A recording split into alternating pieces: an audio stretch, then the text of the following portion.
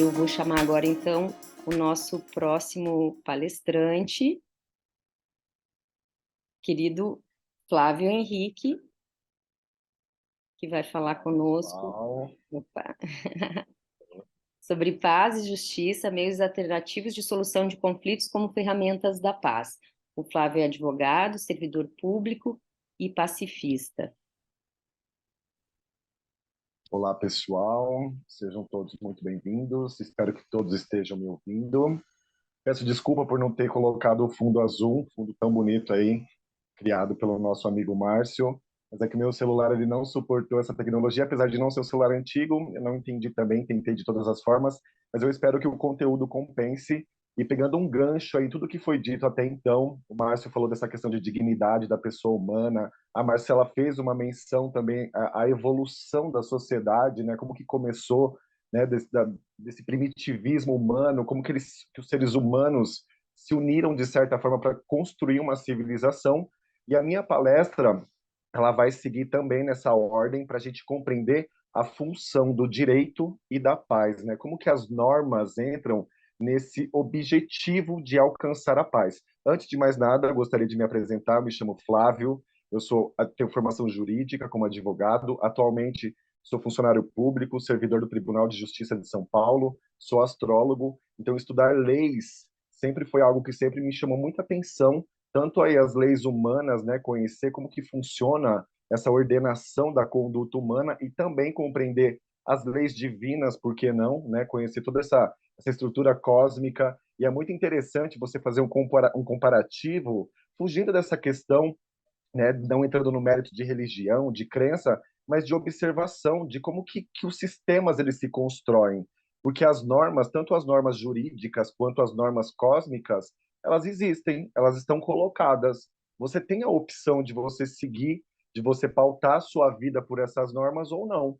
Então a gente percebe que quando você segue nesse caminho de atuação conforme as normas, sejam elas cósmicas ou jurídicas, você percebe que a sua vida ela transcorre de forma muito mais pacífica. E qual que é o tema da minha palestra hoje, né? É falar um pouquinho dessa questão da evolução das normas e por que que o Estado cria normas? Por que que o Estado ele sai dessa esfera pública e ele adentra na questão privada para resolver um conflito? E para a gente compreender ao final de que o melhor caminho para o homem, para o ser humano, e o homem, quando eu digo nesse sentido lato, né, o homem, a humanidade, é de viver em paz. Porque se você perde a razão, se você perde esse estado de paz, em algum momento você vai ferir, né, o conteúdo jurídico da outra pessoa, o patrimônio jurídico da outra pessoa, e o Estado, ele vem, o símbolo, até vou colocar depois aqui na projeção, o símbolo do Estado, ele vem representado, da justiça, né? Ele vem representado pela deusa Tênis, que é a deusa da justiça, ela vem segurando uma espada na mão.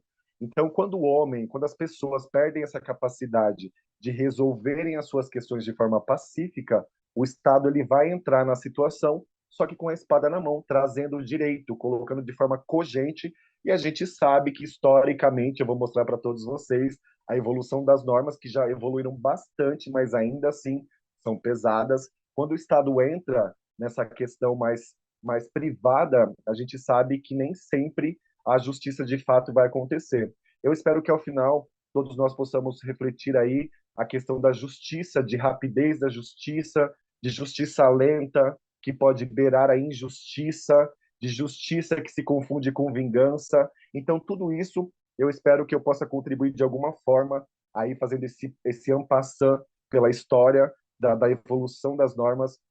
Espero aí que possa aguçar essa curiosidade em todos vocês, porque é muito importante, eu julgo muito importante para a gente compreender o que acontece hoje, voltar lá atrás, né? Retroceder no tempo e compreender como que tudo começou. E para isso, eu vou projetar alguns slides aqui na tela e eu conto com a participação de vocês. Caso vocês tenham alguma dúvida ao final, fiquem à vontade e vamos juntos aí. Vamos lá.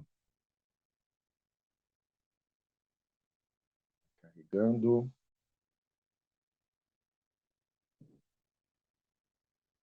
Vamos lá. Então tá aqui, né? O tema da minha palestra é Paz e Justiça, meios alternativos de solução de conflito. Só que para compreender esses meios alternativos de solução dos conflitos, a gente precisa entender a evolução do direito. porque a solução do conflito ela se dá dentro de uma estrutura pré-processual ou até mesmo processual. Só que o processo é a ponta final do direito, né? Antes do processo existe a norma. Então, como que a norma surgiu? Como que houve essa evolução? Como que era o direito na antiguidade, lá na Mesopotâmia, né, que foi o embrião da sociedade?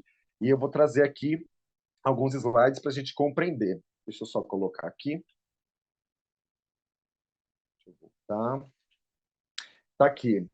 Nessa imagem, eu trouxe aqui para ilustrar para vocês onde que é considerado o berço da humanidade, né? Como que as normas se deram nesse contexto. Aqui nessa imagem vocês podem ver que tem aqui o mapa da Mesopotâmia, né? A Mesopotâmia ou Babilônia, ela é o berço da humanidade, foi onde surgiu, né, essa organização civilizatória, onde o homem percebeu que era inteligente da sua parte viver em sociedade para poder otimizar questões de agricultura, questões de todo quanto é tipo de otimização. E é muito interessante observar pela análise desse mapa que a civilização primordial ela se deu entre dois rios, que é o rio Tigres e o rio Eufrates, exatamente para poder facilitar a produção agrícola, exatamente otimizando questões de alimentação. E daí que surgiu.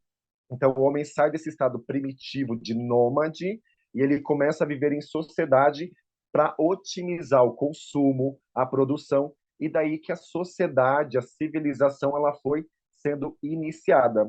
Só que através dessa vivência em sociedade, percebeu-se que era necessário criar normas para reger as condutas, porque pense só, imagine uma sociedade sem normas, onde cada pessoa faz aquilo que vem na sua telha.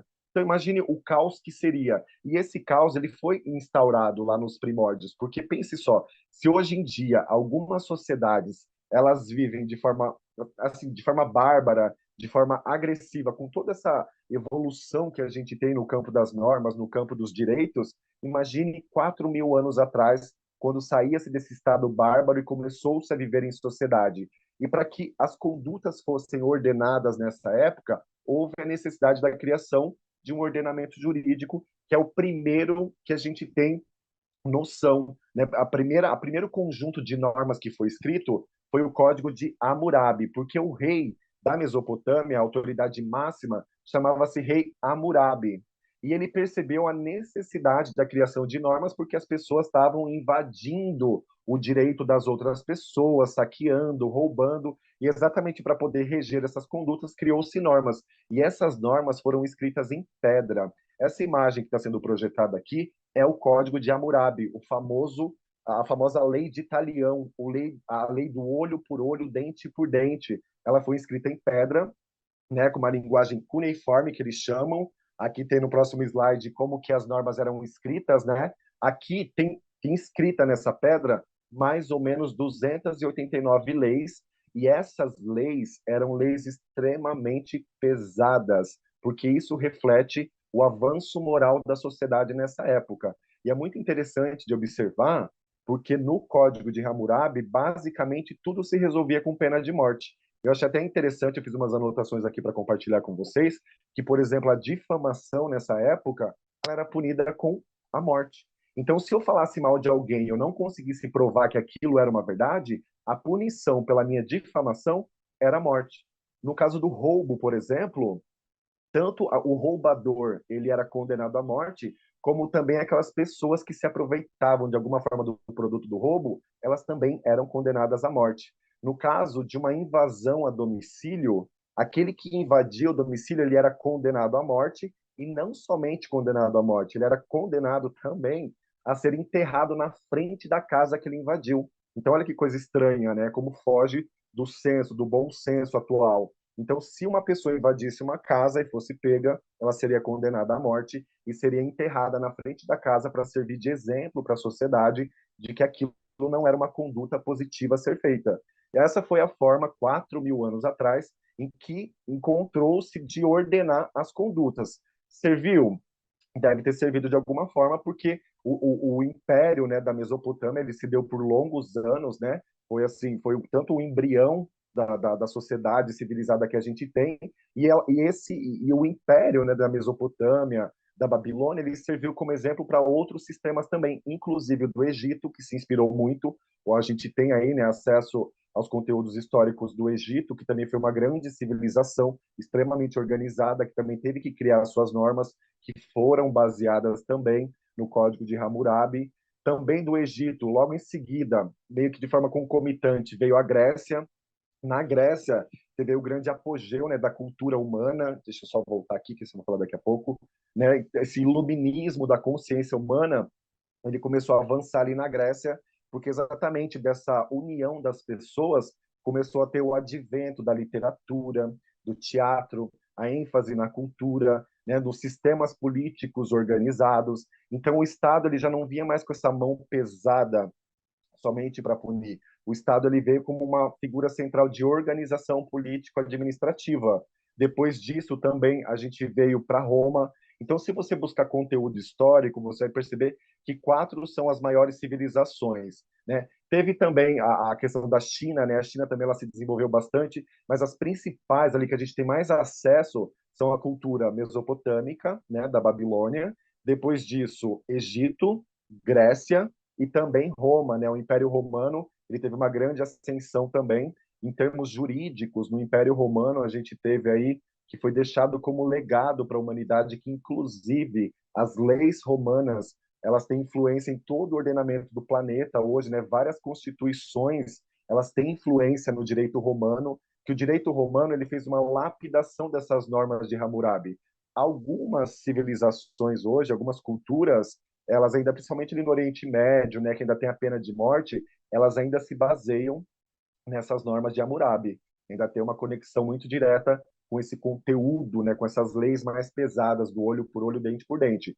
Mas ali na Grécia, em Roma, foi havendo uma depuração dessas normas e conforme a sociedade foi avançando moralmente, culturalmente, o direito ele também foi seguindo por esse caminho, trazendo normas cada vez mais leves. E quando o Estado ele parou de se preocupar única e exclusivamente com a questão do furto, da proteção, do roubo, da proteção do patrimônio, sobre o espaço, e a gente vai perceber que atualmente sobra orçamento para ele poder investir em outras áreas também. Então, olha que interessante, se a humanidade avança moralmente, né, se torna uma sociedade mais pacífica, sobra espaço, sobra orçamento e sobra política pública para o Estado devolver para o cidadão outras benesses também, não somente um sistema político, um sistema penal, um sistema carcerário eficiente, porque tudo isso demanda muito investimento. Então, se a sociedade avança, o Estado ele vai colocar também atenção e orçamento para outros avanços,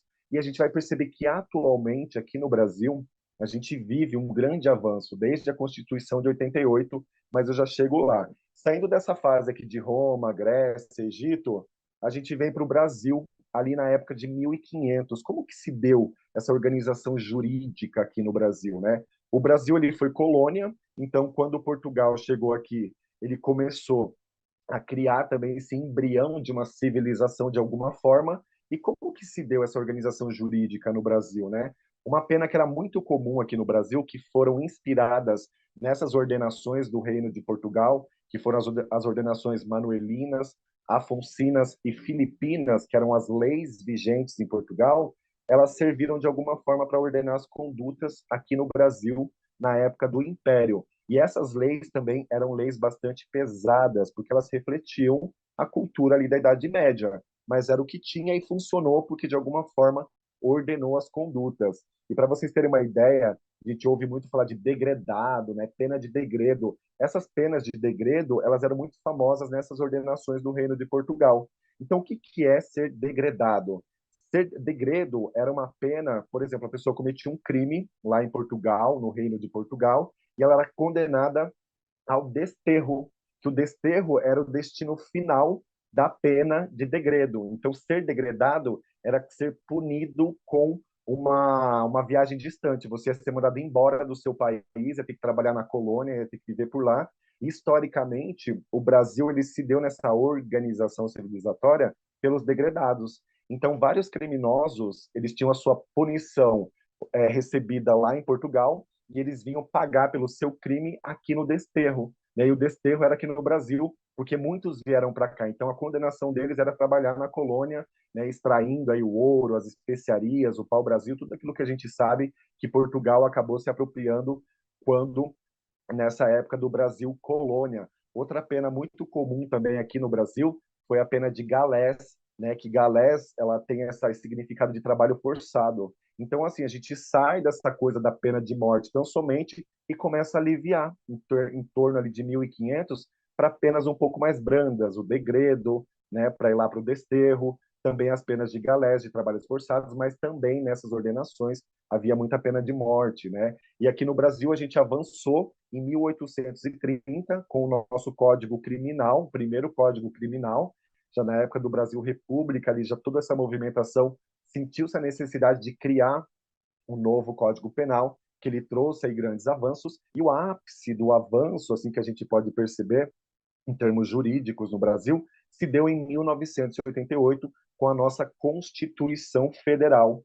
E a Constituição Federal, ela é conhecida assim como a Constituição Cidadã, exatamente porque no seu corpo, no corpo jurídico da Constituição, você vê a prevalência de vários outros direitos, direitos à dignidade, direitos e garantias individuais, direitos sociais, e o mais interessante de tudo isso, que a paz ela entra como uma norma escrita, né? Na nossa Constituição, no artigo 4º, aqui no inciso 6º, no inciso 5, no inciso 6, a gente vê que a paz ela tem esse princípio, ela vem como um princípio que rege as relações do Brasil com outras nações. Então, olha que interessante, a gente sai dessa fase de barbárie, de vingança, de justiça enquanto vingança, de crime enquanto castigo, e a gente já avança culturalmente, de forma moral, de também moral, para que o Estado garanta essas outras normas. Então sai dessa fase bruta e vem para esse primor, para esse aprimoramento das normas. E aqui a gente pode perceber, no inciso 5 do artigo 4º da Constituição, a igualdade entre os Estados, a não intervenção, a defesa da paz, no inciso 6, e a solução pacífica dos conflitos. Então, perceba que interessante, a gente avança nessa produção de normas e a gente começa a chegar em soluções pacíficas de conflito. Mas como que essa solução pacífica ela se dá? Através de um processo. Porque se o Estado cria normas, como eu disse lá atrás, vai ser dentro de um processo que ele vai aplicar essas normas. E o que, que aconteceu? Apesar de ter toda essa evolução em termos éticos, morais, espirituais, de consciência, ainda assim, a nossa sociedade é uma sociedade que ainda tem bastante conflito, que o conflito ele ainda é muito presente. E isso se reflete na questão processual, porque com todas essas normas que evoluíram e chegaram até a modernidade, até a atualidade, ainda assim percebeu-se que o direito ele não estava sendo aplicado de forma muito objetiva, porque o processo estava sendo lento, né? Então, para vocês terem uma ideia, no Brasil, por ano, são tramitados aí cerca de 100 milhões de processos por ano, né? Em todas as esferas, civil, família, criminal, administrativo, tributário. Então, você percebe assim que ainda existe muito conflito. E o Estado, percebendo que o processo já não estava sendo eficiente, surgiu a necessidade de refletir sobre novas alternativas para novas soluções pacíficas de conflito, né? Interessante, essa imagem que eu coloquei aqui para vocês, é a imagem do Tribunal de Justiça. Aqui em São Paulo, a gente tem aqui o maior tribunal de justiça do planeta em números de processo. Desses 100 milhões de processos que são tramitados por ano no Brasil, 4 eles passam aqui no estado de São Paulo, então é bastante, né, cerca de 25% de processo. Então, o estado de São Paulo é um estado que tem bastante conflito, tem bastante pendência, bastante demanda, só que o estado percebeu, quando eu falo estado, eu falo estado Brasil de uma forma geral, que essa sistemática já não estava sendo mais eficiente. Então, daí que veio a necessidade de criação de formas mais pacíficas de solução de conflitos, meios alternativos, que daí que entra a arbitragem, a conciliação, a mediação, a justiça restaurativa, a constelação familiar já está sendo presente, né, nesse meio jurídico, porque o Estado está buscando alternativas que permitam a eficácia da norma, a aplicação da norma e a resolução pacífica dos conflitos. Então, por exemplo, a conciliação ela se dá de várias formas. Vamos supor que você passe por uma situação de conflito, alguém bateu no seu carro e gerou um prejuízo, né? Antigamente, você tinha somente a opção de entrar com um processo para você ter o ressarcimento do seu dano. Atualmente, existem meios alternativos através da conciliação, por exemplo, que você se socorre da prestação estatal sem entrar naquela estrutura processual que é demorada, que é lenta e que nem sempre resolve a sua pendência. Hoje em dia existe a construção das CEJUSCs, né, os Centros Judiciários de Resolução de Conflito, mas também, se você não procurar um centro que vai somente buscar a conciliação da questão, a conciliação ela entrou no Código de Processo Civil como um dos primeiros atos processuais. Então, por exemplo, você tem a opção de conciliar, buscando uma terceira pessoa que vai conversar, vai trabalhar o diálogo para buscar a satisfação do seu interesse, e aquela decisão que é tomada no bojo de uma conciliação, ela passa pelo juiz somente para homologar o acordo, para ter aquele peso da obrigação de cumprir. Então, o juiz ele entra somente para assinar e falar assim: cumpra, se resolva, é isso, esse é o acordo que vocês chegaram. Caso você opte por não entrar na conciliação e o caso demande também que seja pelo caminho do processo convencional, a conciliação ela entrou no Código de Processo Civil como um dos primeiros atos. Não somente o primeiro, tanto que a primeira coisa que o juiz determina é tem-se a conciliação, mas durante o processo também. Se o juiz perceber que existe espaço para conciliar, durante todo o processo ele vai estimular a conciliação, porque se o conflito surgiu da ausência do diálogo, da falta de pacificação, por óbvio, o Estado está percebendo que a solução do conflito ele vem resgatando através do resgate do diálogo, da paz, da pacificação e da satisfação da questão, do seu prejuízo, resolvendo de forma pacífica, de forma equilibrada.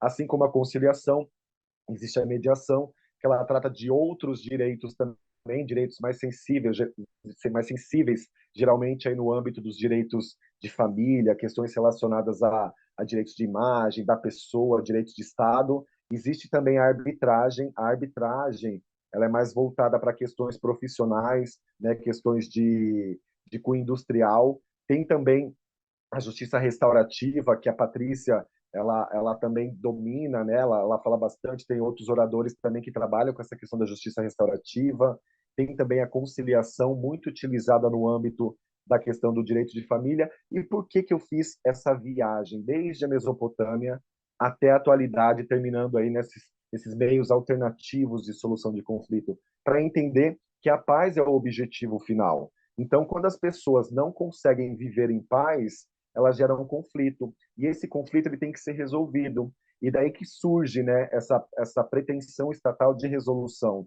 Porque a paz, sendo um objetivo da sociedade, então qualquer pessoa que haja em desconformidade com a paz, ela está ferindo um interesse maior. E o Estado vai vir e, de alguma forma, ele vai trazer essa pacificação. Então, é muito interessante a gente ter essa consciência de que se você não for pacífico, o Estado vai te pacificar. E se o Estado for te pacificar, vai ser de uma forma que talvez não, né? A gente sabe que na prática isso, e eu trabalho com isso, eu trabalho no Tribunal de Justiça, trabalho numa vara criminal, e eu vejo isso todo dia, né? As pessoas perdendo a cabeça por um lapso, por uma ira, e daí é naquele momento que você agiu em desconformidade com a paz, que você causa um problema, e daí comete um crime, e daí responde. Se não responde, né, de forma com finança, com multa, responde com a liberdade, e é o peso do Estado trabalhando. Para finalizar aqui, pessoal, eu trouxe essa imagem da deusa Tênis, que ela segurando, né? Uma coisa muito interessante, assim, que é importante a gente limpar, porque a imagem da deusa Tênis é como uma venda nos olhos, né? Não significa que a justiça é cega, significa que a justiça deve ser imparcial. Ela não está enxergando quem está pedindo a satisfação daquele conflito, mas ela não vê a pessoa, ela dá o direito. Então, ela usa essa venda para ser imparcial, pelo menos em tese, em princípio tem que ser dessa forma, né? A gente sabe que tem casos aí que a justiça acaba sendo bastante parcial e tendenciosa, mas pela síntese da questão, né, pelo surgimento desse mito, desse princípio, é por isso, é a valorização da imparcialidade. Ela segura uma balança exatamente buscando o equilíbrio das relações, sem disparidade, sem desigualdade, e aquilo que eu falei para vocês agora há pouco, que ela segura uma espada na mão, porque o Estado tem força, o Estado tem poder. E a gente sabe que a espada é um símbolo de força, mas também é um símbolo de guerra, né? Então, se o Estado vier com essa espada na mão, a gente sabe que alguém vai se ferir. Então, o ideal é que a gente viva em harmonia, viva com base nos princípios de uma cultura de paz, para evitar essa mão estatal, para evitar o peso da espada do Estado, porque a gente sabe que é uma mão bastante pesada e que nem sempre é justa, né? Então, exatamente por isso, eu vou finalizando aqui.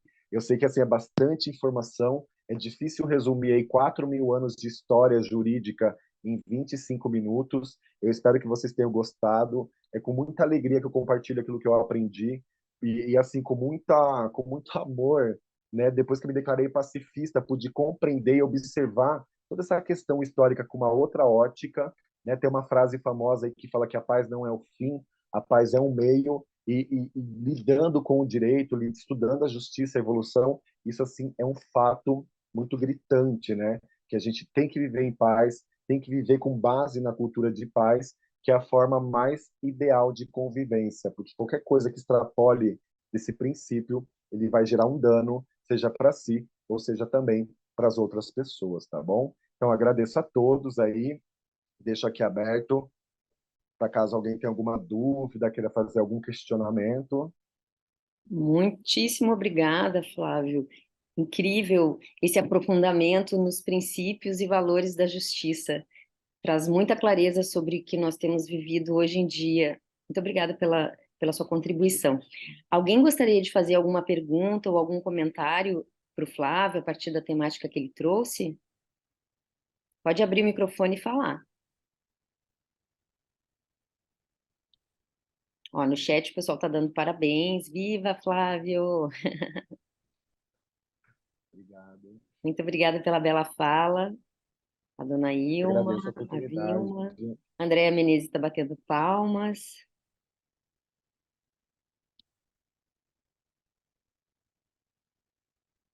Eu tenho uma pergunta, então, Flávio. Eu gostaria de saber o que que despertou você para essa temática do direito, nesse enfoque que você tem dado de se aprofundar nos princípios da justiça. Assim, como eu disse lá no início, sempre me chamou muita atenção essa questão de estudar os sistemas, né? Estudar as leis, tanto as leis divinas através da astrologia, dessa vertente astrológica, que é algo que muito me fascina e muito me chama atenção, e também essa questão da justiça, porque é muito assim, você compreender, você se questionar o que que é justiça, né? E a gente tem que tomar muito cuidado quando fala assim justiça, porque quando você pede justiça, quando você clama por justiça, é muito comum que lá no fundo, em princípio, a gente esteja clamando por vingança. Então eu vou pedir justiça divina. Então eu estou clamando por justiça. Mas se você perceber, acho que não é bem justiça que a gente está querendo, é vingança. E estudando essa questão, a gente aí que me chamou a atenção de aprofundar, de entender essa relação também da evolução do direito com a evolução da sociedade. Um exemplo que eu trouxe também um tempo atrás, uma fala que a gente pode perceber no caso da Suíça e da Noruega. Não é aquela coisa assim do vira-latismo, né, de ficar valorizando outras culturas e menosprezando a nossa, muito pelo contrário, mas sim se espelhando para trazer essas novidades, esses avanços, que lá, por exemplo, como a cultura, as pessoas elas são mais pacíficas de alguma forma, sobra tempo, sobra política pública, sobra orçamento para o Estado devolver em forma de bem-estar, em forma de retorno, toda aquela contribuição que as pessoas dão através de pagamento de impostos e tudo mais. Então é interessante estudar o direito como um fenômeno, e você consegue perceber que existe uma consonância direta assim, com essa questão de cultura de paz. Porque se você vive em paz, você vive ali em consonância com essas normas, né, e a sua vida ela segue de forma equilibrada, né? Já o contrário é completamente verdadeiro, porque se você não viver em equilíbrio, aí você vai buscar essa força estatal aí que a gente sabe que é bastante pesada, né? Então o que me chamou a atenção foi isso, observar esse fenômeno, né, da justiça que se mistura com o desejo de vingança, né, do crime que se mistura com castigo, porque ainda tem bastante. E assim, sempre me chamou muita atenção, me chama bastante atenção. E é algo assim que eu consigo ver também essa relação, né? Das normas humanas, das leis humanas, porque você não é obrigado a cumprir nada. Só que exatamente o não cumprimento dessa norma vai te gerar algum tipo de penalidade, seja através das normas do ordenamento jurídico, né, das leis humanas, ou até mesmo, né, do não cumprimento das leis naturais, né, dos sistemas naturais. Então, basicamente, seria isso.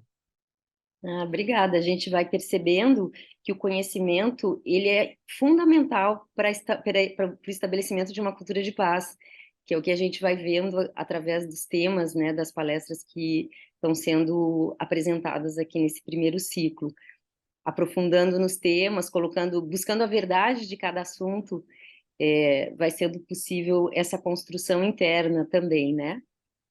O Paulo falou, muito top, perfeito, que incrível. Obrigada, Paulo. Então, muito obrigada, Flávio, pela sua presença.